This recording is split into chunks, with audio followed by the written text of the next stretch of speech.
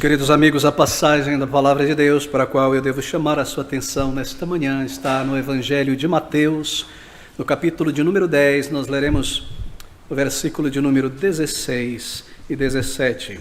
Mateus, capítulo de número 10, versículo de número 16, estas palavras do Senhor dirigida aos seus discípulos. Eis que vos envio como ovelhas ao meio de lobos, portanto, sede prudentes como as serpentes, e inofensivos como as pombas. Acautelai-vos, porém, dos homens, porque eles vos entregarão aos sinédrios e vos açoitarão nas suas sinagogas. Bem, o nosso tema nesta manhã é o treinamento prático dos discípulos. Continuando este capítulo de número 10 de Mateus, nós retornamos às nossas considerações no Evangelho de Mateus. E se você é alguém que se juntou a nós recentemente, nós temos seguido versículo por versículo deste glorioso Evangelho de Cristo através de Mateus, do capítulo 1, e chegamos aqui ao capítulo de número 10. E se você se recordar do início deste capítulo 10, no versículo 1, nós lemos estas palavras, que o Senhor, chamando os seus 12 discípulos, deu-lhes poder sobre os espíritos imundos para os expulsarem e para os curarem toda a enfermidade e todo o mal. Ora, o nome, versículo 2, dos 12 apóstolos são estes. Bem, o que está acontecendo aqui é algo maravilhoso. Aqueles 12 discípulos estavam com o Senhor Jesus Cristo já por muitos meses. A aula inaugural deste seminário do Senhor Jesus foi aquele grande, glorioso sermão do monte, dirigido aos 12 em particular e toda a multidão dos discípulos. Ali ele ensina o caráter de um discípulo. Ali ele diz, os seus discípulos serão tão diferentes dos discípulos dos fariseus. Eles se comportarão como o seu Senhor. Eles viverão para o reino. Eles devem estar prontos a esperar a contradição, o antagonismo dos homens. E aqui neste momento, como discípulos, o Senhor agora os transforma, se eu posso usar esse termo, em apóstolos. A palavra discípulos é matatei, significa aprendiz. Até este momento, os 12 estavam aprendendo do Senhor, mas aqui e agora eles são apóstolos, eles serão enviados. Esse é o significado da palavra apóstolos. O Senhor os enviará para o trabalho prático. Eles aprenderam e agora eles devem entrar em sua residência, em seu campo de serviço. E para isso, eles não tinham feito nada até aqui. Eles não tinham pregado ainda o Evangelho, eles não tinham curado ninguém, eles não tinham feito nada, senão sentar-se aos pés de Cristo, aprender e observar o Senhor. Em muitos momentos eles estavam ali atrapalhando, como nós vimos. Havia muitas questões na mente deles. Eles não entendiam com clareza como o Senhor perdoaria pecados, a sua morte na cruz. Ainda não era clara na mente deles por que o Salvador deveria morrer na cruz. Até este ponto, eles pensavam, como os rabinos os tinham ensinado, que o Cristo que viria seria um rei neste mundo para trazer Israel de volta àquela era de ouro de Davi, expulsar os romanos, trazer prosperidade, seria o Messias da prosperidade. Mas gradativamente o Senhor passa a lhes dizer que ele deveria sofrer, ser humilhado, ser rejeitado pelos líderes, então ser crucificado. Ele veio para ser o rei do seu povo e não deste mundo, para salvar pecadores. E tendo então esta mensagem em sua mente, o Senhor agora os capacita com poder que eles não tinham para irem pregar e testemunhar do reino de Deus. Ora, o nome dos 12 apóstolos, então de discípulos para apóstolos, foram enviados agora pelo Senhor em várias cidades. E aqui estão as primeiras instruções do Senhor Jesus Cristo, que vão até o versículo de número 15, sobre a maneira como eles deveriam se portar. Bem, eles foram enviados de 2 em 2 e foram revestidos de poder e autoridade, recebida diretamente do Senhor Jesus Cristo. E a comissão deles era ir e pregar o reino de Deus e manifestar a chegada do reino de Deus. De que maneira? Bem, os judeus sabiam, aprendendo dos profetas, que quando o Messias viesse, Isaías 51 fala sobre isso, Isaías 50, Isaías 52, Isaías 53, o Espírito do Senhor estaria sobre ele e ele operaria muitas curas. E assim eles deveriam ir curando, limpando os leprosos, expulsando demônios e pregando o reino de Deus. Ou seja, eles iriam à frente, preparando o caminho para que o Senhor Jesus viesse naquelas vilas, naquelas cidades por onde eles passaram. Eles deveriam pregar o reino de Deus, isto é, pregar o Evangelho. O Evangelho é chamado de o Evangelho do Reino. Essa era a mensagem deles. Eles deveriam comunicar a vinda do Messias, do Salvador, e testificar disso com o poder que o Salvador lhes deu, porque o Senhor faria a mesma coisa naquelas vilas e cidades. E assim, revestidos deste poder e autoridades, eles saem. E eles foram comandados, nós vemos nesses versículos, apenas uma breve recapitulação, a não levarem qualquer provisão extra para o corpo. Ali onde eles estavam, com a roupa do corpo, eles deveriam ir. Não lhes foi permitido ir para casa, preparar uma mochila com lanche, um sapato a mais, levar um pouco de dinheiro. Não, eles deveriam ir como estavam. E nós vemos isso no versículo de número 9. Não possuais ouro, nem prata, nem cobre em vossos cintos, nem alforje para o caminho, nem duas túnicas, nem sandálias, nem cajado, porque digno é o operário do seu alimento. Eles deveriam confiar e depender de Cristo para a sua provisão. Eles também não deveriam entrar na terra dos gentios, não deveriam sair das fronteiras de Israel, nem entrar entre os samaritanos, que era um grupo de judeus misturado com pagãos, mas deveriam ir somente às ovelhas perdidas de Israel. Em outras palavras, a sua viagem não deveria ser muito longa. Eles deveriam estar ainda sob os olhos de Cristo. Seria muito difícil para eles entrar no território dos gentios e apresentar o Evangelho. E ainda havia o tempo dado por Deus para aquela nação de Israel ouvir o Evangelho e se arrepender. Esta é a razão por que eles permaneceram nesta primeira missão apenas em Israel. E eles deveriam seguir essa diretriz e não levar nada com eles inicialmente. Agora é interessante, o Senhor muda posteriormente essa diretriz, e lá em Lucas, no capítulo 22, 36, ele altera estas ordens. Veja comigo, Lucas 22, versículo 36, estas palavras. Disse-lhe, pois, ou melhor, 35, e disse-lhes, quando vos mandei sem bolsa, alforje ou sandálias, faltou-vos porventura alguma coisa? Eles responderam, nada. Disse-lhe, pois, mas agora aquele que tiver bolsa, tome-a, como também o alforje, e o que não tem espada, venda a sua capa e compre-a, porquanto vos digo que ainda importa que em mim se cumpra aquilo que está escrito. Bem, o Senhor altera, e você percebe o que ele está fazendo aqui? Enquanto os discípulos estavam com o Senhor, na presença do Senhor, ele deu aquelas instruções, mas o Senhor partiria. Eles estariam agora sozinhos, assim por dizer, com a graça e o auxílio do Espírito, mas agora eles deveriam levar provisão. E assim ele altera essas instruções são também para nós. E eles foram comandados a seguir em frente, a pregar o Evangelho e entrar, como eu mencionei, somente em vilas de judeus, não ir para os gentios, não ir para os samaritanos, mas posteriormente ele altera este comando. E lá no capítulo 28 de Mateus, quando o Senhor sobe ao céu, ele dá esta última comissão aos discípulos, os enviando por todo o mundo, 28, versículo de número 18, e chegando-se Jesus, falou-lhes aos 12, dizendo, é-me dado todo o poder no céu e na terra, portanto, ide e fazei discípulos agora de todas as nações. Ou seja, ele altera. O Senhor os preparou ali naquele laboratório, assim por dizer, em Israel, junto com ele, e agora ele altera essas instruções para que eles levem provisão e levem o Evangelho, então, para todas as nações. Eles tinham sido treinados. Então nós chegamos a este versículo de número 16 do capítulo 10. Ele diz a eles então, eis que vos envio como ovelhas ao meio de lobos, portanto, sede prudentes como as serpentes e inofensivos como as pombas.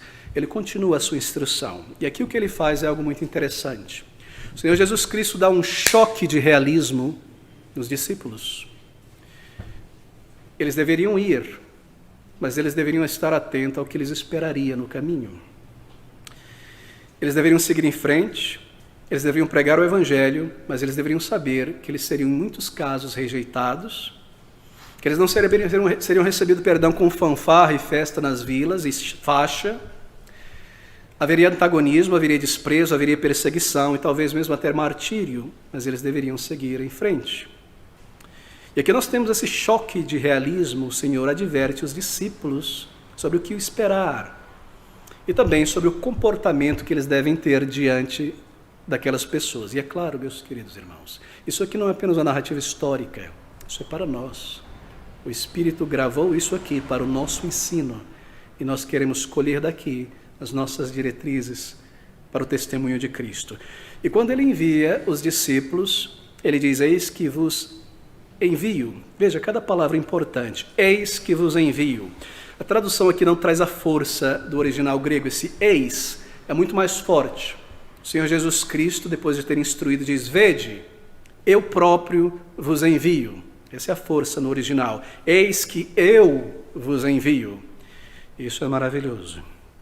Eu mesmo estou enviando vocês. E o Senhor coloca nesses termos para que a fé dos apóstolos fossem firmadas nele ao saírem para um contexto antagônico, contrário ao Evangelho. O fato de que é Jesus Cristo quem está enviando eles traria segurança. Foi o Senhor que nos enviou, nós estamos indo por um caminho difícil, mas foi o Senhor. Isso implica, obviamente, proteção. Eles são os enviados do Senhor, os apóstolos do Senhor, e isso significava para eles também o cuidado amoroso do Salvador. Bem, se não fosse assim, o que ovelhas fariam no meio de lobos, se não desesperar? Por isso, vede, eu vos envio. Há conforto nessas palavras. E assim, tendo assegurado, fortalecido os discípulos, nessas palavras, o Senhor agora, Ele não os exime da responsabilidade do seu comportamento e do cuidado que eles devem ter, a prudência que eles devem ter ao estar no meio de pessoas que não conhecem a Deus. Então Ele diz: eis que vos envio como ovelhas ao meio de lobos, portanto, assim sendo, sede prudentes, sede inofensivos. Sede prudente como as serpentes. Bem, nós sabemos que serpente é um animal muito astuto e cauteloso. O que o Senhor destaca aqui é o elemento positivo e não malicioso da serpente. Aquela cautela, observar o que está acontecendo em sua volta, ficar em cima e ver o todo. Sejam como as serpentes a estarem no meio de pessoas que não creem em Deus. Isto é, eles deveriam estar atentos, serem prudentes, tomar cuidado onde pisavam, ser circunspectos. Eles deveriam exercer, em outras palavras, um bom senso santo, santificado. Agora, queridos amigos, essas exortações são dadas a nós, obviamente. E nós vemos posteriormente, nas cartas de Paulo, de Pedro, como eles também dão as mesmas exortações aos discípulos que viviam um contexto antagonista. Como os crentes em Colossos, em Éfeso, no meio dos gregos, não é? Como eles deveriam se portar. Abra comigo, porque nesse texto de Efésios, no capítulo 5:15, Paulo dá a mesma exortação aos crentes de Éfeso, e aqui nós temos grande instrução para nós. Efésios 5:15, então Colossenses 4:5, essas palavras. Portanto, diz Paulo, vivendo no meio de pessoas pagãs, antagonistas, vede prudentemente como andais, não como nécios, mas como sábios. É o mesmo ensino. De onde é que ele tirou isso aqui? Ele recebeu do Senhor. Aqueles 12 discípulos receberam diretamente e ele recebeu instrução por visão, o Senhor vindo a ele e trazendo este ensino. Agora veja ele dirigindo-se aos Colossenses, no capítulo 4, versículo 5. Ele diz: andai com sabedoria, a mesma ideia, prudência. Andai com sabedoria para com os que estão de fora, remindo o tempo. Bem, eu devo passar alguns minutos aqui, porque esse texto ilustra muito bem o que o Senhor Jesus Cristo está ensinando aos discípulos. Mas deixe-me lhe dar o contexto desta palavra de Paulo aos Colossenses. Na sociedade dos Colossenses, naquele mundo grego-romano daqueles dias, bem, nós estamos aqui algum tempo depois da morte e ressurreição de Cristo. Talvez por volta do ano 50, 60, 20, 30 anos depois da obra e do ministério do Salvador. A igreja tinha se espalhado, o evangelho tinha se espalhado, mas o mundo ainda era pagão, e a cosmovisão, a visão de mundo e a cosmologia, a compreensão de origem do mundo era completamente pagã, greco-romana. E de repente surge e começa a se espalhar esta seita, a seita dos nazarenos, a seita dos cristãos. E haviam, em Corinto, em Éfeso, entre os colossenses, em todas aquelas regiões, rumores a respeito desses cristãos.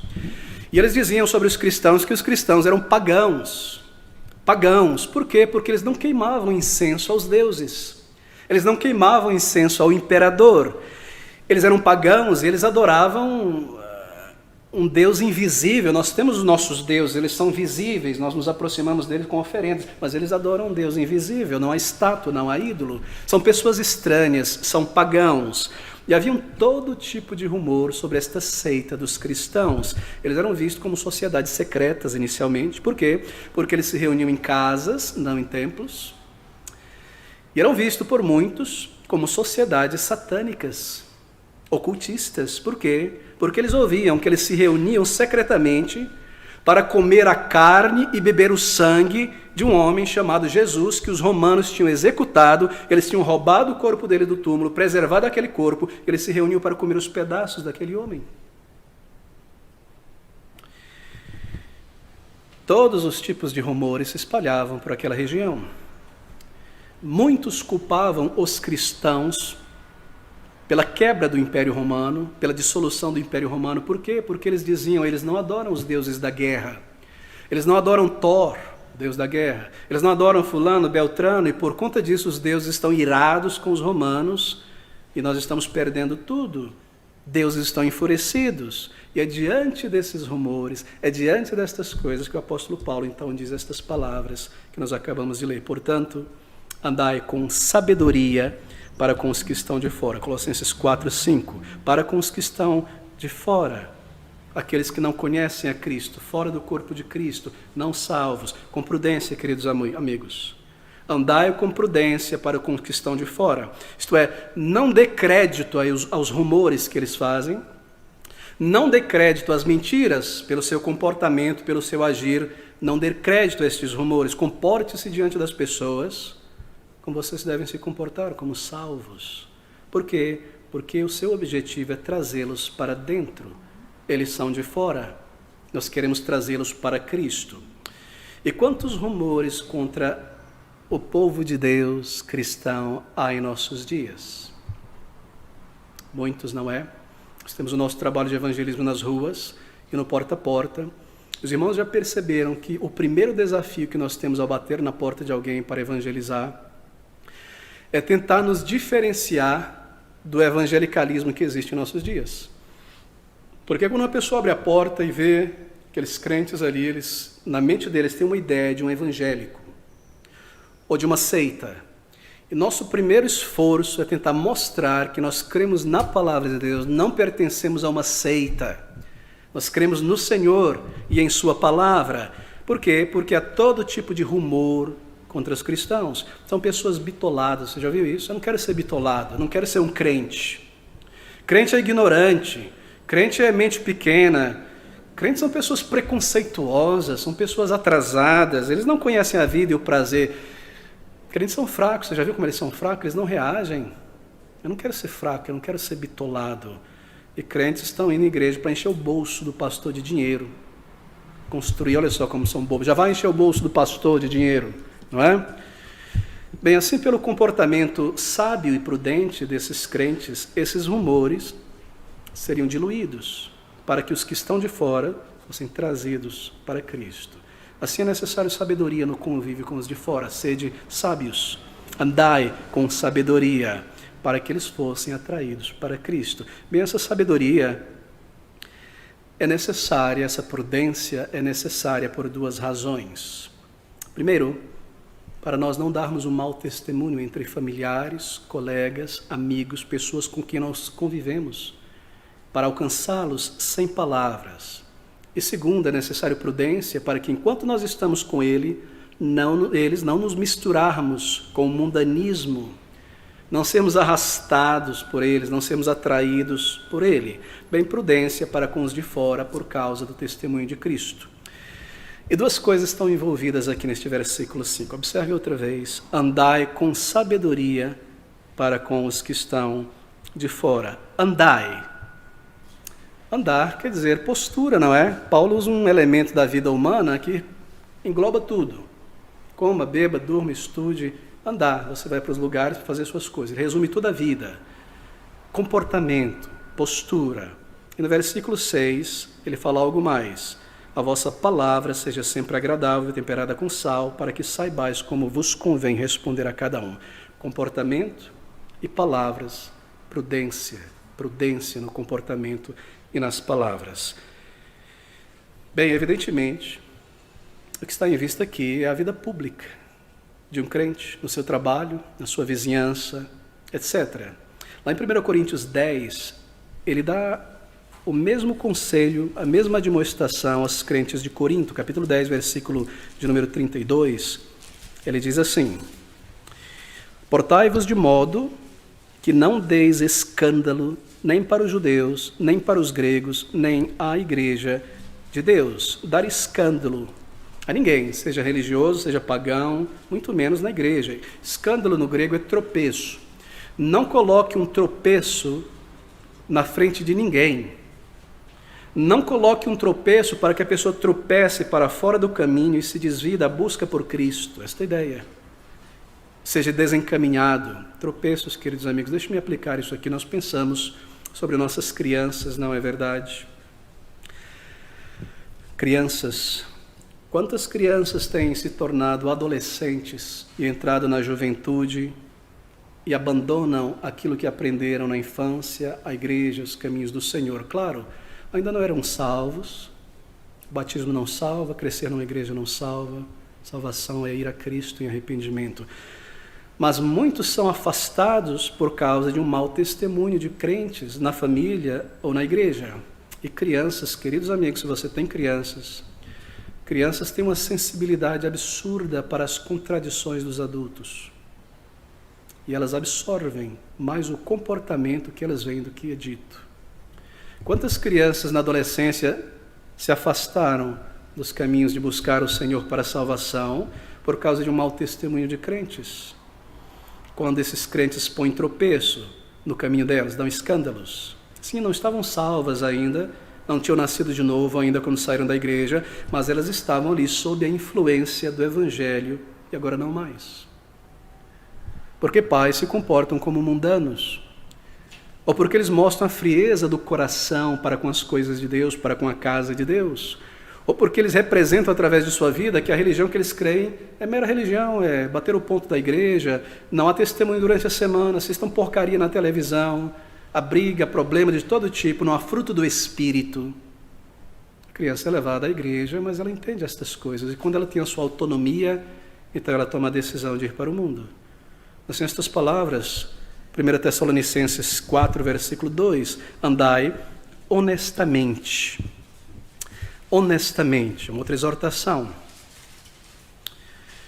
Queridos amigos, o não crente, você sabe disso, o não salvo, ele dá muito valor a questões como integridade, honestidade, consideração em nossa conduta, do que em nossos pontos teológicos e doutrinários em nossa religião. Já percebeu isso? Porque, como você e eu, antes da conversão, eles não entendem o Evangelho. Eles não compreendem a mensagem. Mas o comportamento honesto, íntegro, sincero, boa vontade, é facilmente notado, facilmente detectado por um não salvo. E assim, quando uma pessoa é conhecida em sua faculdade, vizinhança, em seu local de trabalho, como uma pessoa bastante fiel à sua igreja, um crente, todo domingo na igreja, pede para não trabalhar no domingo, está na obra do Senhor, bem, essas coisas são de pouquíssima estima para uma pessoa não salva. Ele não entende isso, a menos que seja acompanhado de um caráter, de uma vida.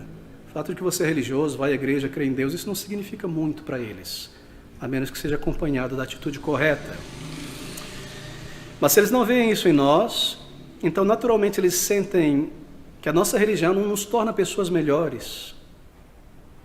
Por isso, andai com prudência, com sabedoria, para com os que estão de fora. É como se o apóstolo Paulo estivesse dizendo: comporte-se com sabedoria para com as pessoas não sábias, que não conseguem compreender a verdade que nós cremos ainda. Sempre mantenha em mente que, embora poucas pessoas no teu círculo de amigos, círculo familiar, leem a Bíblia, pouquíssimas, todas elas leem você. Nós devemos a eles uma consistência de caráter, não é? Para trazê-los para Cristo. A nossa vida, até certa medida, e esse é o objetivo de Deus, é a Bíblia deles. Eles conhecem muita coisa sobre o cristianismo bíblico no que eles veem em nós. Agora, essa prudência, querido amigo, ela não significa envolvimento com o mal. Ela não significa envolvimento com o mundanismo. Ser um crente secreto, transgredir, não é, o nosso chamado, nos envolver com o mundo. Por que eu digo isso? Porque é um tipo de movimento evangélico em nossos dias que não parece discernir entre aquilo que é santo e aquilo que não é, entre aquilo que é puro e aquilo que é profano. E a linha que separa hoje a igreja do mundo, ela é tão fina, tão porosa, que quase você não vê a borda, a distinção entre mundo e igreja. E nos é ensinado que a maneira de evangelizarmos é nos tornarmos como o mundano.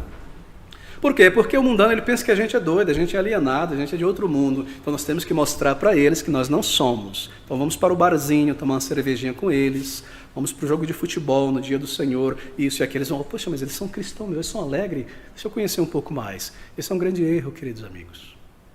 Nós não somos chamados a nos envolver com aquilo que nos afasta do Senhor. E o que é nos ensinado é que nós temos que trazer o mundo para a igreja para que o mundano venha. Assim, traga o rock and roll, traga o pop, traga o modismo de nossos dias, traga a mensagem coaching, o que quer que seja. E o mundano vai vir. Sim, mas quando ele vier, o que você vai dar para ele? Você percebe? Assim, essa prudência não é esconder o nosso cristianismo. Essa prudência é uma atenção. Bem, de volta a Mateus capítulo 10, o nosso texto, versículo 16. Observe o que o Senhor Jesus Cristo diz a eles. E obviamente extensão a nós. Eis que vos envio como ovelhas ao meio de lobos, portanto sede prudentes como as serpentes e inofensivos como as pombas. Bem, é um tipo de prudência que tem em vista ganhar pessoas antagonistas para Cristo. Agora, ele diz, vos envio para o meio de lobos. Por quê? Mandar ovelha para o meio de lobo não é triste, não é errado isso? Vos envio como ovelhas para o meio de lobos. Para quê? Para pregar o Evangelho. Para pregar o reino de Deus.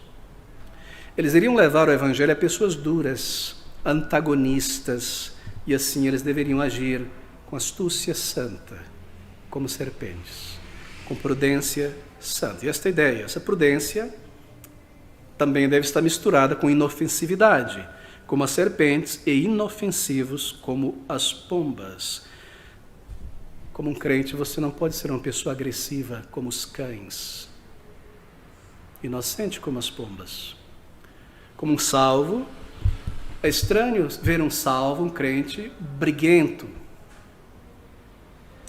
É estranho ver um crente rixoso, contencioso. Na verdade, é uma contradição ao ver uma pessoa assim. Inofensiva como as pombas. Bem, qual é o nosso chamado aqui? O nosso chamado, amigos, não é pegar em armas para defender a fé cristã, para propagar a fé cristã. A nossa arma para a propagação da fé cristã é o fato de que nós não usamos armas. Sede inofensivos como as pombas. Nós não somos como os muçulmanos que avançam a religião pela espada, pela guerra santa. Nós não somos como os hindus que fazem a mesma coisa. Nós não somos como as seitas. A nossa religião é uma obra do Espírito nos corações. É o poder de Deus, não é pela força nem por violência. Assim, os servos de Deus devem ser inofensivos. Nosso cristianismo, ele avança alcançando corações, alcançando vidas. Bem, um crente na palavra de Deus que exemplifica muito bem isso aí, essa mistura de prudência e inofensividade, é o apóstolo Paulo. Deixa eu mostrar alguns exemplos. Abra comigo em Atos, capítulo 17, no versículo de número 22 ao versículo de número 31, nós temos uma ilustração muito interessante sobre esta prudência do apóstolo Paulo. 17, de 22 a 31. E estando Paulo em Atenas, não é, no Areópago, disse a eles, homens atenienses, em tudo vos vejo como sendo um tanto supersticiosos, porque passando eu e vendo os vossos santuários, achei também um altar em que está escrito, dedicado, isto é, ao Deus desconhecido. Esse, pois, que vós honrais não conhecendo, é o que eu vos anuncio, Deus que fez o mundo e tudo que nele há, sendo o Senhor do céu e da terra, não habita em templos feitos por mãos de homens. Bem, que atitude interessante de Paulo, né? Você poderia chamar de uma atitude prudente, inteligente. Ele chega em Atenas, e Atenas era aquela cidade cheia de ídolos. Todo o panteão greco-romano estava ali, os deuses egípcios também, eles tinham deuses para tudo em seus ídolos. E eles tinham tanto medo de desagradar algum deus que eles colocaram um altar ali sem nenhum ídolo, com a placa dizendo: esse altar é para o Deus que nós não conhecemos, para não correr o risco de não errar. E o que Paulo faz quando ele entra em Atenas?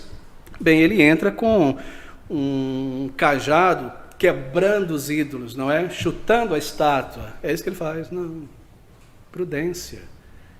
Ele aproveita a situação e ele toma uma brecha na mente daqueles homens e ele começa a pregar o evangelho a partir dali. É este Deus que vocês não conhecem, que eu quero lhes apresentar. Ele criou os homens, ele criou todas as coisas, ele não habita na criação, ele está fora da criação porque ele trouxe a existência, ele não foi criado. Ele começa a evangelizar. Isso é prudência. E nós aprendemos aqui um exemplo. Assim, meu querido amigo, quando você entra na casa de alguém, no trabalho de alguém, na cultura de alguém, não saia ali com um extintor, acabando com tudo e derrubando os ídolos e saindo. Não faça isso. Isso é ignorância. Isso não é o evangelho. O evangelho é a mente, a alma. Nós temos que ter prudência. Nós não queremos participar dessas coisas. Mas nós iremos buscar uma oportunidade ali para levar Cristo. Agora veja o capítulo 23, ainda Paulo, versículo 6 ao versículo 8. Atos 23, de 6 a 8. E Paulo, sabendo que uma parte, bem, o contexto é esse: Paulo foi preso, trazido diante do Sinédrio, e aqui ele é questionado. E Paulo, sabendo que uma parte era de saduceus, daquele Sinédrio, e outra de fariseus, clamou no conselho: homens e irmãos, eu sou fariseu, filho de fariseu.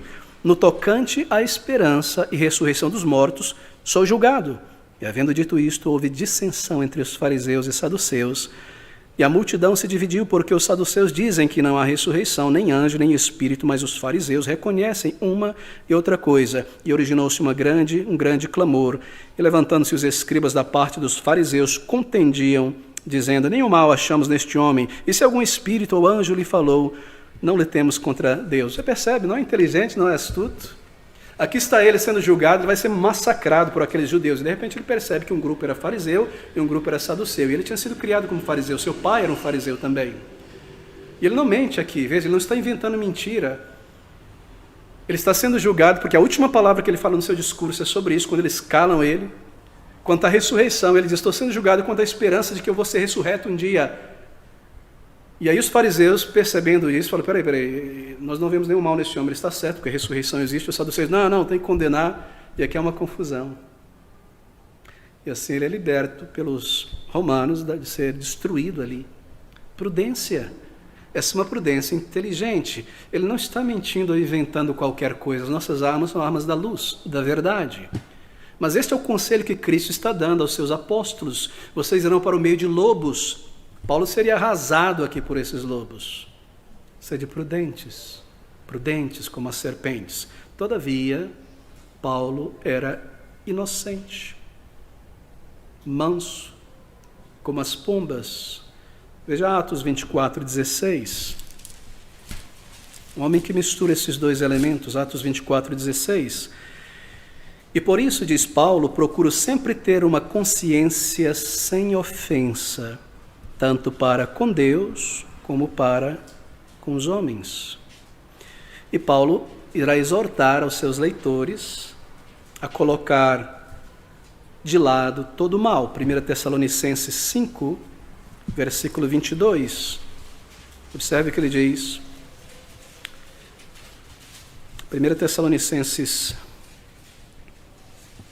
5,15. Vede, atente para isso, que ninguém dê a outros mal por mal, mas segui sempre o bem, tanto uns para com os outros, como para todos. E ele nos ensina a viverem vidas, enquanto esperam a Cristo, que expresse bondade. 1 Tessalonicenses 5, 14 e 15, a partir do 14. Rogamos-vos, irmãos, também, que admoesteis os desordeiros, consolai os de pouco ânimo, sustentei os fracos, sejais pacientes para com todos, e vede que ninguém dê a outro mal por mal.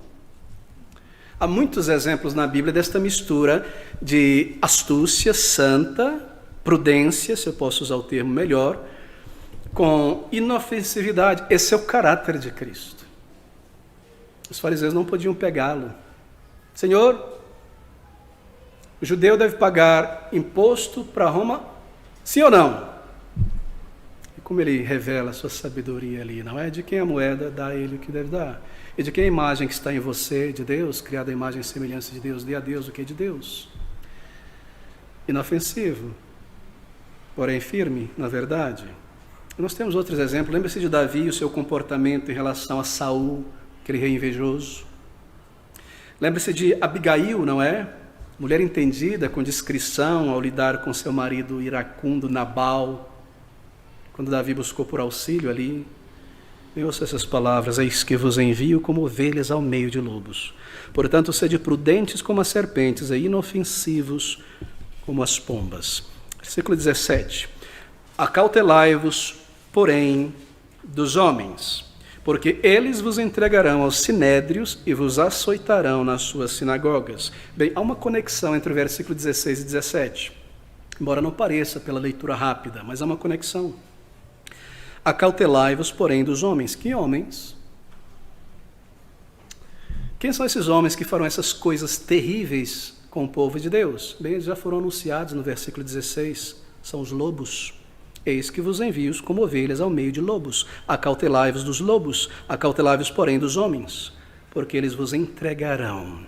Ele diz: esteja em guarda, esteja alerta, cuidado com estas pessoas, seja vigilante quanto às intenções das pessoas. Esses homens malignos, que já foram apresentados aqui, são pessoas conduzidas pelo maligno. E mesmo no tempo do Senhor Jesus Cristo, nós já tínhamos esses homens. Judas Iscariotes estava ali, não é? O que ele quis fazer por tanto tempo, qual era a sua intenção? Não era entregar o Senhor Jesus ao sinédrio por dinheiro. Acautelai-vos dos homens. Quantas pessoas cercavam o Salvador para criar uma armadilha, para acusá-lo diante das autoridades? Assim, os apóstolos necessitavam dessa advertência. Acautelai-vos. Tome cuidado. Esse acautelai-vos significa que eles deveriam vigiar, estar atento às intenções desses homens. Isso serve para nós. Ele está dizendo: não confie ingenuamente nos homens sem Deus.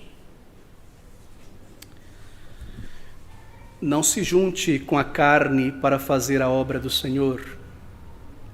Não dependa de pessoas não transformadas pelo Espírito para levar adiante o testemunho de Cristo, para lhe auxiliar. Não confie no braço da carne. Acautelai-vos, porque nós não podemos depender dele. Eles prometem e não cumprem. Eles prometem e usam da oportunidade para nos desprezar. Assim, não confie ingenuamente nas pessoas quanto ao reino de Deus. Segundo, acautelai-vos dos homens quer dizer não os provoque sem causa. Querido irmão, será que você é essa pessoa iracunda que ao falar sobre Cristo não tem um espírito manso? Eu falo a verdade, sim, mas o Senhor não separou a verdade do amor, elas andam juntas, é a verdade em amor. Será que quando você vai plantar a semente do Evangelho, como compartilhou um tempo atrás uma irmã, você planta com escavadeira? Acautelai-vos dos homens. Não há necessidade de provocá-los. Lembre-se, quando você está lidando com uma ideia, uma doutrina, por trás dela é uma pessoa. Você quer ganhar essa pessoa de fora para Cristo. Assim, acautelai-vos de ofender pessoas sem necessidade. Não provoque a ninguém sem causa. Segundo, não caia nas ciladas das pessoas. Não caia nas ciladas. Você vai evangelizar, tome cuidado. Há pessoas antagonistas, elas conhecem a tua fé e desprezam, embora não falem. Você pode ser atraído para a situação difícil. Há todo tipo de exemplo que pode ser dado. Um tempo atrás nós temos evangelizado todo ano, 9 sábados por mês, por ano, porta a porta no distrito. Em um determinado ano, uns 6 anos atrás, eu e uma irmã batemos na porta de um senhor católico. Estava ali a imagem na entrada e tudo mais. E logo de cara, já vimos que era uma pessoa muito antagonista, um católico mariano, firme ali, e já vimos que ia ser difícil, mas continuamos ali. E nós cometemos um erro de entrar na casa dele. E depois que nós entramos, ele passou a chave. E aí, meus queridos irmãos, para sairmos dali foi duro, foi difícil, foi muita paulada verbal. Claro, há momentos que você deve entrar, mas ser descautelosos, diz o Salvador, não caia nas ciladas, não seja levado a dar um mau testemunho para agradar os homens, não seja levado à distração deste mundo pelas promessas dos homens. Você serve a Cristo. Eles sabem, há pessoas antagonistas, a fé não é de todos, diz a palavra de Deus, e a pessoa que busca de fato o mal contra você, porque eles não conhecem a sua fé, eles não conhecem porque você mantém um testemunho. E no local de trabalho, na faculdade, às vezes, você precisa se manter firme, e a desonestidade, a trapaça e a meio caminho, você se mantém firme por causa de Cristo. Isso levanta irritação na mente e no coração das pessoas, e logo eles vão tramar contra você. Acautelai-vos das ciladas. Também não faça nada que dê a eles razão para levantar uma queixa justa contra você. Acautelai-vos disso. Tenha um bom testemunho. Tome cuidado para não se misturar com pessoas que se dizem salvas, mas não têm nenhum testemunho. Eu me recordo na adolescência, nos anos 90, ali início dos anos 90, 1990, naquela época não havia esse movimento evangélico. Em muitas igrejas pentecostais, as irmãs se vestiam de uma maneira bem típica, não é uma saia, por exemplo, na Assembleia de Deus, que ia até o calcanhar, um cabelo grande, arrumado, blusa até aqui. Por quê? Na época eu ria bastante, eu não conhecia Cristo, as pessoas faziam chacota, etc, etc. Mas depois de salvo eu pensei, bem, eles não pareciam estar na moda, mas estavam se protegendo do mundanismo e se guardando para o tempo da graça de Deus. Maravilhoso. Todavia havia na sala, acho que era o segundo ano do segundo grau, uma moça de uma determinada igreja, vestida com aquela uniforme religioso, né, típico lá das moças dos anos 90, mas eu nunca conheci uma pessoa de lábios tão impuro, que usava o termo sangue de Jesus para todo tipo de porcaria, que dava um péssimo testemunho. Acautelai-vos dessas pessoas, que têm a aparência de santidade, mas nega o poder do Espírito na vida, para que você não seja confundido e o teu testemunho não seja lançado fora. Assim, acautelai-vos dos lobos. Vos entregarão, diz Cristo, aos sinédrios. Acautelai-vos, porém, dos homens, porque eles vos entregarão aos sinédrios. Sinédrio era o STF de Israel. Havia os juízes, não é? Os fóruns, que eram as sinagogas, assim por dizer, em cada cidade, para julgar as questões de acordo com a lei de Deus. E o sinédrio em Jerusalém era o Supremo Tribunal. O Senhor está dizendo que eles iriam atrás de você e vos perseguiriam até o ponto de ir a uma jurisdição maior para tentar fazer alguma coisa com você. Será que nós não vemos isso hoje? Em dias maus como nós. Você tem uma padaria e faz bolo para casamento. E você pode ser levado ao Supremo Tribunal por não fazer um bolo para celebrar uma instituição carnal, sodomita, ou tantas outras coisas. Por isso, acautelai-vos. Nós temos que nos acautelar hoje em dia como igreja juridicamente. Nós temos que nos acautelar como igreja diante da prefeitura. Nós temos que nos acautelar em nosso testemunho, em nosso imposto de renda, em nossas palavras, em nossos compromissos. Por quê? Porque Satanás irá usar uma brecha na nossa contradição para atacar a Cristo. Meus irmãos, marque isso. Os canhões, os mísseis balísticos, atômicos, nucleares de Satanás, eles estão todos eles, e nenhum mais, menos, apontados para a igreja. Não para o mundo, porque o mundo jaz no seu bolso. O mundo jaz no maligno. Assim, meus queridos irmãos, talvez você tenha observado quanta dificuldade nós temos tido no Ocidente por conta do mau testemunho de cristãos. E muita legislação tem sido passada por conta de mau testemunho de cristão. Por que é que a igreja está perdendo esse privilégio de não precisar pagar o IPTU? Porque tem tido sonegação em tantas igrejas. E gente fazendo cano e gambiarra e gato para pegar água e não pagar água. Igrejas que se dizem cristãs, mas que se comportam como sinagogas de Satanás, fazendo aquilo que nenhum mundano ousaria para fazer. Assim, acautelai-vos, acautelai-vos. Porque nós seremos enviados ao Supremo, à subprefeitura. E Satanás está agindo assim. Veja na Inglaterra, na Holanda, os países do norte europeu, força do ateísmo. Sair na rua e pregar, você pode ser preso. Carregar uma Bíblia em certos países, você pode ser preso, na Europa. Dizer que o relacionamento de uma mulher com uma mulher é errado, você pode ser multado. Dizer que a união de dois homens adotando uma criança não é família segundo a palavra de Deus, você pode ser preso. Acautelai-vos. Muitos dos problemas que nós temos tido recentemente está ligado a certos líderes religiosos que estão mais interessados em Ibope, em aumentar o número de seguidores no YouTube para ganhar um pouco mais, do que pelo testemunho de Cristo. Por quê? Porque eles começam a falar coisas e tocar em temas e dar opiniões que o povo de Deus ao longo da história se afastava de tocar. Quais são os vídeos que dão Ibope hoje? São coisas voltadas ao sexo, coisa aberta, ou declarações horríveis sobre isso, sobre aquilo, e o mundano está em cima para processar, e logo que aparece uma oportunidade, cria-se uma lei. E alguém espanca uma criança em casa, e vem uma apresentadora de televisão e faz a força para criar uma lei, agora a criança não pode ser nem disciplinada. Você percebe a brecha que nós damos. Acautelai-vos. Prudência, sabedoria, bom julgamento. Cautela deve haver em nossa atitude. Por que nós deveríamos levantar uma única bandeira aqui nesta igreja e estar pregando contra o sodomismo todo domingo, e ter as portas fechadas e não poder mais pregar o evangelho? Simplesmente para mostrar que nós temos uma bandeira única. Não, acautelai-vos. Nós não iremos omitir a verdade, mas essa não é a nossa única bandeira. Acautelai-vos, nós queremos permanecer até o retorno de Cristo pregando o evangelho, alcançando almas. Então ele diz, e vos açoitarão em suas sinagogas. Terrível, não é? Em Atos 22, 19, nós lemos que Saulo arrastou muitos cristãos para esta punição horrível, para serem açoitados.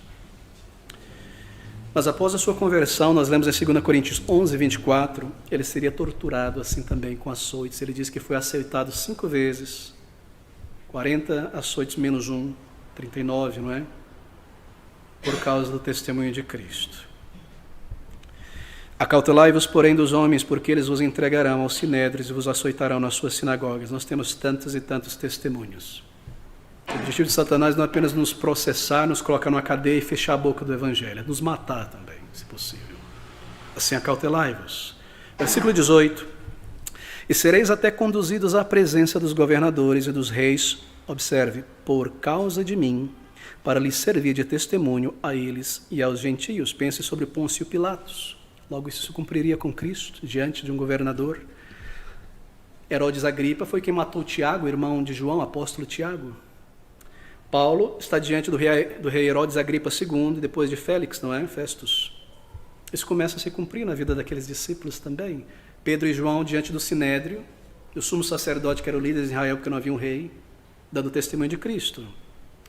E o Senhor nos diz que tudo isso aconteceria por causa de mim, por causa dele. Isso é muito importante. Veja o versículo 19 e 20. Mas quando vos entregarem, não vos dê cuidado como o que haveis de falar, porque naquela mesma hora vos será ministrado o que haveis de dizer, porque não sois vós quem falará, mas o Espírito do vosso Pai é que fala em vós. Bem, deixe-me dizer o que esses 2 versículos não diz. Esse versículo não diz, como alguns pensam em nossos dias, que eu não preciso estudar a palavra de Deus, que eu não preciso aprender doutrina, que eu não preciso conhecer a verdade, comparar a Escritura com a Escritura. Por quê? Porque a Escritura mata, o importante é o Espírito. Quando eu estiver diante de alguém, o Espírito desce em mim e eu começo a falar o que eu devo falar. Não é isso, obviamente, que o texto diz. Certamente que não. E esse tipo de pensamento tem criado coisas tão esdrúxulas, queridos amigos. Eu me lembro de um senhor de boa vontade, parecia um crente, estava no terminal de ônibus, onde eu ia para a universidade, e sempre na sexta-feira, no final da tarde, ele estava lá. Ele pegava a sua Bíblia e punha no ouvido e ficava assim, começava a gritar e falava umas coisas estranhas, umas palavras sem nexos. Eu me perguntava, por que ele faz esse negócio com a Bíblia ali? Bom, um dia eu precisei perguntá-lo pela curiosidade. Ele falou, estou ouvindo a palavra de Deus, o que ele tem que me falar. A Bíblia aqui, ó. Não é isso que o texto está dizendo. O texto está dizendo aqui, no momento quando você for testemunhar de Cristo, seja uma situação crítica, ou mesmo diante de pessoas antagonistas na porta do metrô e dos pontos do ônibus, você não precisa suar frio e ficar tremendo, dizendo, eu não sei o que eu vou falar, eu não sei, essa pessoa é intelectual, essa pessoa é difícil, ou faz parte de uma religião pagã. Não fique assim. porque o Senhor, pelo seu Espírito, irá lhe auxiliar. E assim como aqueles discípulos, o Espírito os levou a lembrar toda a verdade para que eles escrevessem o Novo Testamento. O Senhor nos leva a recordar o que nós temos estudado com seriedade na Palavra de Deus. Será que essa não é a tua experiência? Quando você teve uma oportunidade de testemunhar de Cristo e você orou ali na mente, pediu graça do Senhor, e de repente você começou a se engajar com a pessoa tentando evangelizar, e os versículos vinham, e as palavras vinham na mente, numa estrutura, numa clareza, e até a sua voz estava clara, você não estava gaguejando, e você pensou depois, que maravilha, isso não fui eu, isso foi a graça de Deus. Você já passou por isso? Porque se nós honramos o Senhor e estudamos a palavra, Ele nos auxiliará. É o Espírito de Deus que inspirou a palavra de Deus e nos fará recordar estas coisas. Assim, nós não precisamos temer ao descer aos pontos de ônibus. Eu não sei como vai ser, vá. O Senhor lhe ajudará. Você anda em sinceridade? Você tem conhecido as doutrinas da fé? O Senhor lhe ajudará. Essa é a ideia, esse é o sentido aqui. Versículo 21. E o irmão entregará à morte o irmão e o pai, o filho e os filhos se levantarão contra os pais e o matarão. E odiados de todos sereis por causa do meu nome. Mas aquele que perseverar até o fim, esse será salvo. Deixa-me explicar a última parte deste versículo. Salvação não é por obras. Todavia, o sinal de que alguém já foi salvo é que ele persevera em permanecer no Senhor. Paulo está dizendo, o Senhor está dizendo isso. Aqueles que passarem a linha final da corrida terão vencido, chegarão ao final. É bastante óbvio, não é? Em outras palavras, aqueles que chegarem lá fiéis a Cristo são aqueles que já foram salvos. Mas a primeira parte do versículo diz assim: e odiados de todos sereis por causa do meu nome, mas aquele que perseverar até o fim, firmes no meio da perseguição, não negará Cristo, querido amigo. No local de trabalho, diante de uma oportunidade de promoção, precisa negar a Cristo, firmes. Firme na contradição, firme na perseguição, firme na universidade, firme na vizinhança. Os pastores, se vinha pedrada, bem, o Senhor já nos disse que viria. Os pastores, se vier sinédrio, o Senhor já disse que nos viria. Permaneça firme, firme no Senhor. Eles farão isso contra nós, quando eles virem em nós um testemunho de Cristo que contradiz as suas consciências e os seus objetivos carnais. Mas eles farão isso porque eles odeiam Cristo, por causa do meu nome. Bem, ele não estava pensando apenas a respeito dos 12 apóstolos, mas da perseguição que o seu povo experimentaria, claro, até o fim. Isso se aplica a nós. Bem, a chave para a compreensão desse capítulo é este: por causa de mim, por causa do meu nome. Agora, talvez você pense, como pode que aquelas pessoas, esses crentes que têm uma mensagem tão maravilhosa, salvação pela graça de Deus, pessoas que têm vida transformada, que não ofendem, que buscam ajudar, que eles seriam perseguidos? Um povo humilde, um povo desinteressado de si mesmo, preocupado com os outros. Por que eles seriam tão perseguidos, tão perseguidos? Bem, porque este é um mundo tenebroso, cego pelo pecado e dominado por Satanás. Queridos amigos, o Senhor Jesus Cristo nunca usou de termos floridos para descrever o mundo, nunca. Ele diz: o mundo jaz no maligno. E assim, o povo de Deus, não querendo, irá provocar o mundo. Irá provocar uma reação amarga, uma reação de animosidade, de desprezo, de cinismo e de ódio, muitas vezes. Aos poucos. Muitos cristãos evangélicos não parecem entender esse ensino sobre essa realidade da vida cristã, sobre a natureza da vida cristã após a conversão. E eles vivem em um mundo de fantasia, criados por certos lobos, líderes religiosos, um mundo de prosperidade, de saúde física contínua, somente ganhos, paz em todos os sentidos, aplauso e admiração do mundo. Mas observe isso, o Senhor Jesus Cristo nunca buscou ocultar dos seus discípulos, dos seus seguidores, a realidade do sofrimento. o antagonismo do mundo contra o crente verdadeiro. Você percebe como é notável a candura do Senhor Jesus Cristo com os que o seguiam, e ao mesmo tempo, quão notável a clareza do Senhor Jesus Cristo para os entusiastas que queriam segui-lo. Ele dizia a eles: calcule o preço antes de juntar a mim. Pense com calma antes de vir a mim. Há um preço a ser pago. Ele sempre foi claro. Ele nunca disse: venha e tudo será maravilhoso, tudo será um reino de paz, Deus tem um plano para você, será benção e benção e benção, como se diz, né? Não. Ele era claro, ele era direto. Ele não desejava que a sua mensagem fosse compreendida errada, sobre um reino terreno, um reino material, um reino de prosperidade temporário nesse mundo, nem que seus discípulos fossem ingênuos no mundo e que choques inesperados arruinassem a sua fé. Mas ele falou, francamente: no mundo tereis tribulação. A vós é dado crer em Cristo e padecer perseguição. Na mesma caixa, no mesmo presente da salvação, vem também padecer perseguição. É dado as duas coisas, porque é um privilégio ambas as coisas. E aqui ele está dizendo que os de dentro de sua casa seriam seus perseguidores. Mas também disse isso para que eles fossem encorajados, não é?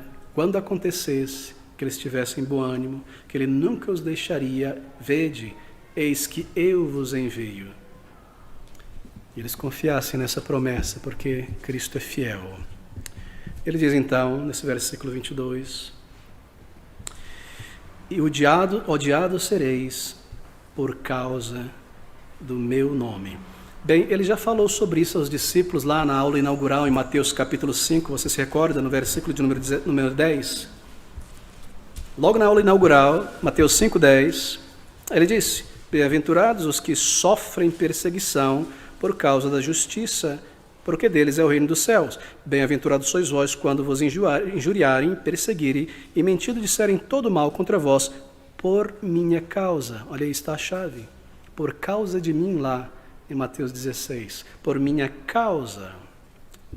Deixa-me correr para a conclusão aqui, nessa ideia, nesse texto. O Senhor Jesus Cristo está ensinando os seus discípulos sobre perseguição. Agora, meu querido amigo, esse contexto evangélico que nós vivemos, perseguição aqui não é quando um crente precisa ser disciplinado por causa dos seus pecados. Perseguição aqui é quando alguém se mantém firme no testemunho de Cristo. Perseguição aqui não é quando Deus tem que colocar sua mão de disciplina no crente individual, ou quando o crente é disciplinado pela igreja local, no contexto da disciplina local, por uma atitude errada, uma vida errada. Isso não é perseguição. Isso é disciplina divina e disciplina bíblica. O Senhor Jesus Cristo não disse aos seus discípulos bem-aventurados, felizes, aqueles que são perseguidos porque são preguiçosos, desorganizados, improdutivos no seu local de trabalho, e assim são perseguidos pelo supervisor, pelo chefe. Bem-aventurados sois. Não, ele não diz isso. Ele não diz bem-aventurados que têm um senso de autojustiça e são ofensivos a todo mundo e por isso são perseguidos. Ele não está dizendo isso. O Senhor Jesus Cristo não está dizendo: bem-aventurados vocês cristãos, quando vocês são perseguidos porque são caloteiros e não cumprem os seus contratos, e compram no crédito, não pagam, e fazem isso e fazem aquilo, imagina que Deus lhe está blindando de qualquer mal e de qualquer pecado, e aí são perseguidos pelo mundo, pelas autoridades. Ele não diz bem-aventurados esses. Ele não diz bem-aventurados que estão passando por maus bocados, porque se comportam como mundanos e querem que os mundanos se comportem como crentes. Ele não diz bem-aventurados são essas pessoas. Ele diz bem-aventurados que são perseguidos como crente, por uma vida como cristão, de um crente. O Senhor Jesus Cristo não diz bem-aventurados os que são perseguidos pela chacota do mundo, dos familiares, porque são tão nécios e cobiçosos ao ponto de entregarem suas geladeiras, seus bens, sua poupança a uma igreja para ver se em troca recebem uma fortuna financeira, não recebem nada e agora são vilipendiados por toda a família quando foram roubados por líderes avarentos e perseguidos por a própria família por causa de sua ganância. Ele não diz vocês são bem-aventurados. Não são esses os bem-aventurados. O Senhor Jesus não diz, bem-aventurados sois vós, quando em nome de serem cristãos, não controlam a língua, são fofoqueiros, falam o que não devem, assim são perseguidos pelas pessoas. Essa promessa de bem-aventurança não é para esses. A promessa de Cristo não se aplica. Ele não diz bem-aventurados os perseguidos. Ele diz sim, os perseguidos por causa da justiça, por causa de mim, por causa do meu nome. Nós temos que tomar grande cuidado e não desenvolver em nós um espírito de mártir, não é? Quando nós nos encontramos em maus lençóis, em dificuldade por um mau testemunho, e fomos disciplinados pelo Senhor, ou o mundo nos desdenha. Você vê isso muito no meio evangélico, pessoas que dão um péssimo testemunho, quando são atacadas por outros, dizem que são perseguidos por sua fé. Não imaginar que é por nosso caráter e nossa vida sincera. Pode ser por causa do nosso orgulho, da dureza do coração, um senso de autoimportância. Assim, querido amigo, perseguição aqui tem a ideia de caçar, de perseguir um exército atrás de um inimigo em fuga. Oprimir não é por causa da religião. Nós, em nosso país, não enfrentamos essa perseguição física. Mas você sabia que neste exato momento, muitos milhões de cristãos são perseguidos desta maneira na Coreia do Norte, na China, em Cuba, na Rússia e em tantos outros lugares. Sabia que na Europa Ocidental a igreja agora é perseguida juridicamente por firmas LGBT que estão de olho em qualquer coisa para trazer um processo em cima? Você percebe que isso está começando a chegar no Brasil por causa da fé, por causa de Cristo, por causa dos valores da lei de Deus, da vontade de Deus, dos princípios de Deus. A causa é simples. Qual é o crime deles? Se esforçar por serem justos em um mundo injusto, retos. Serem retos em um mundo torto, serem morais em um mundo imoral. E quanto mais nós nos aproximamos do fim, isso vai se tornar mais e mais evidente. Não é perseguição, queridos, por causas raciais, econômicas ou políticas, mas por causa da nossa fé.